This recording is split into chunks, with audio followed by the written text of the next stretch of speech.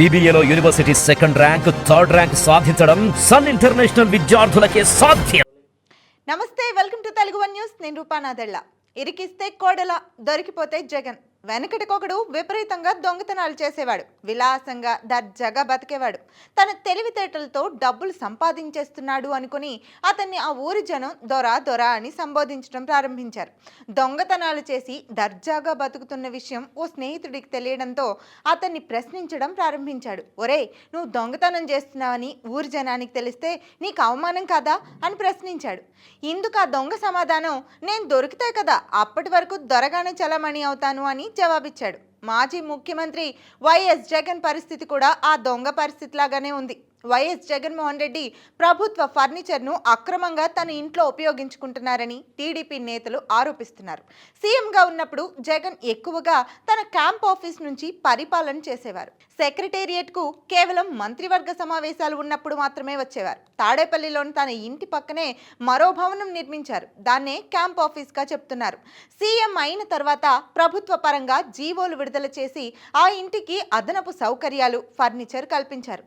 అంతా ప్రజాధనంతోనే ఈ సౌకర్యాన్ని కల్పించారు. ప్రజల ముక్కుపిండి వసూలు చేసిన పన్నులు పూర్తిగా ప్రజాధనం అవుతుంది. ఆ ప్రజాధనం మీద జగన్ కన్ను పడింది. 5 ఏళ్ల నుంచి దోచుకున్న ప్రజాధనంతో తన ఇంటికి అవసరానికి మించి ఫర్నిచర్ వాడుకున్నాడు. ఏపీ సార్వత్రిక ఎన్నికల్లో వైసీపీ ప్రభుత్వం కూలిపోయింది.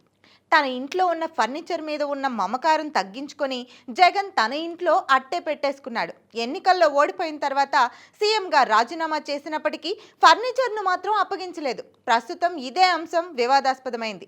ఇప్పుడు తాడేపల్లిలో వైసీపీ పార్టీ కార్యాలయాన్ని ఖాళీ చేశారు. క్యాంప్ ఆఫీస్గా వినియోగించిన భవనాన్ని పార్టీ కార్యాలయంగా ప్రకటించారు.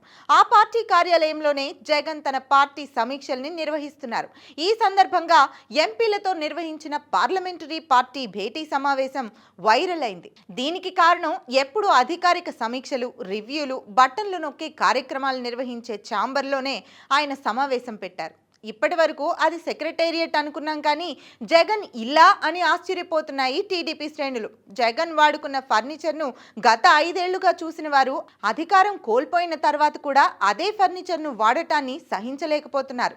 న్యూటన్ థర్డ్ లాను మననం చేసుకునే పరిస్థితి వచ్చింది. Every action there is an equal and opposite reaction అనేది ప్రపంచ ప్రఖ్యాత తత్వవేత్త న్యూటన్ థర్డ్ లా చెబుతోంది. 80వ దశకంలో పల్నాడు ప్రాంతంలో పేదలకు ఉచిత వైద్యం చేసిన డాక్టర్ కోడెల శివప్రసాద్ ఎన్టీఆర్ స్ఫూర్తితో రాజకీయాల్లోకి వచ్చారు. హోంమంత్రిగా సుదీర్ఘకాలం శాసనసభ స్పీకర్గా పనిచేసిన అనుభవం ఉంది. పదవీకాంక్ష లేకుండా ప్రజల మేలు కోసమే తన జీవితం చివరి క్షణాల్లో పోరాడిన కోడెల శివప్రసాద్పై ఫర్నిచర్ దొంగ కోడెల అని జగన్ ప్రచారం చేశాడు. తన భజన బృందంతో సోషల్ మీడియాలో ట్రోల్ చేయించాడు. పల్నాడు ప్రాంతంలో కోడెలకు ఉన్న ఇమేజ్ని దెబ్బతీసే విధంగా వ్యవహరించాడు. గతంలో వైకాపా పార్టీ అధికారంలోకి రాగానే జగన్ తన మార్కు రాజకీయం చేశాడు. మాజీ స్పీకర్ హోదాలో కోడెల జగన్ ప్రభుత్వానికి 2 సార్లు లేఖలు రాసిన విషయాన్ని గుర్తు చేస్తున్నారు. తన స్పీకర్ కార్యాలయంకు సమీపంలోనే ఉన్న గెస్ట్ హౌస్ ఉండేది.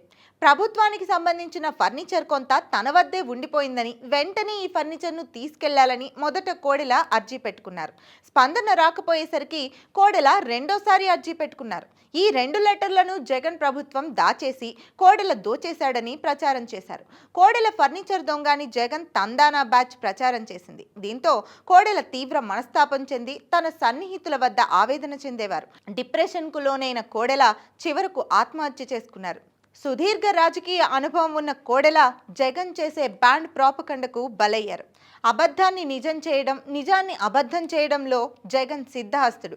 కోడెల ఆత్మహత్యకు పురుగల్పిన జగన్ ఇప్పుడేమో నీతి వచనాలు పలుకుతున్నాడు. టీడీపీ శ్రేణులు జగన్ ద్వంద్వ వైఖరిని తట్టుకోలేకపోతున్నాయి. అధికారం కోల్పోయి ఇన్ని రోజులైనా జగన్ తన ఫర్నిచర్ విషయాన్ని గోప్యంగానే ఉంచాడు. కోడెల 2 లెటర్లు రాస్తే జగన్ ఒక్క లెటర్ కూడా ఇవ్వకుండా తన వద్ద ఉన్న ప్రభుత్వ ఫర్నిచర్ కొనేస్తానని బేరం పెట్టాడు. అదే కోడెల విషయంలో 2 నాల్కల వైఖరి అవలంబించాడు. 2 లక్షల విలువ చేయని ఫర్నిచర్ కోడెల వద్ద ఉన్నప్పుడు జగన్ రాచి రంపాన పెట్టాడు. పైగా కోడెల ఆత్మహత్యకు కారకుడయ్యాడు జగన్.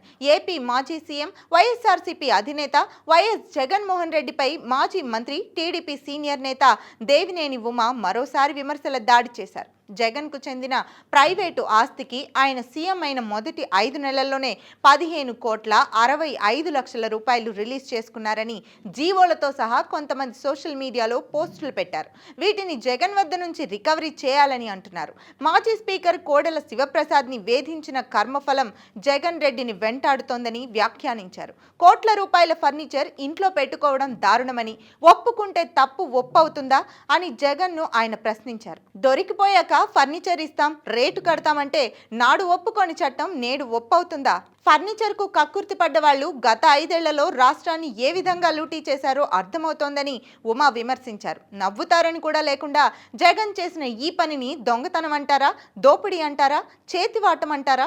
నాటి మంత్రివర్గ సభ్యులు చెప్పాలని దేవినేని ప్రశ్నించారు. తనపై చట్టపరమైన చర్యలు ఎందుకు తీసుకోకూడదో జగన్ సమాధానం చెప్పాలని డిమాండ్ చేశారు. ఈ మేరకు ఎక్స్ వేదికగా ఆయన స్పందించారు.